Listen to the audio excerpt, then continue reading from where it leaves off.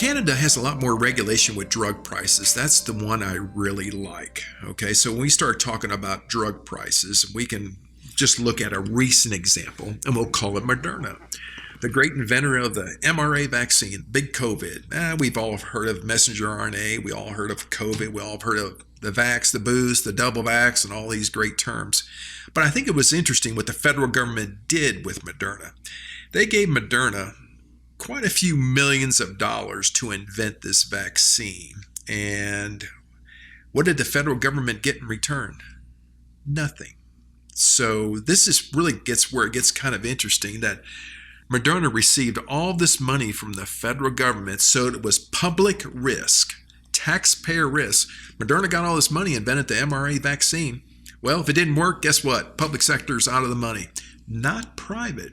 But now who gets the reward here? It's the private sector.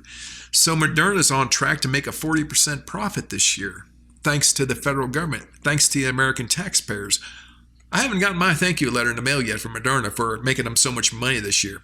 Then you see these guys, just pounding away at, get more vaccine, more vax, let's get quadruple boost, and well, if you haven't been boosted in the last 30 minutes, you need another boost. I mean, wait a minute. I think something's smelling like a rat here. I just don't know how big it is. But when the federal government supported all this risk and didn't demand anything, didn't demand that the research, the technology be given out globally to anybody, don't sit here and tell me that other companies in third world countries could not invent this vaccine, this virus, if they had the technology. The answer is yes, they could have.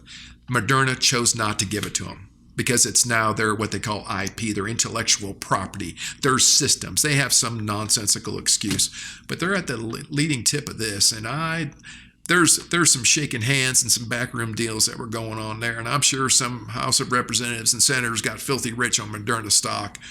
I know they did, because they had the inside track to this one.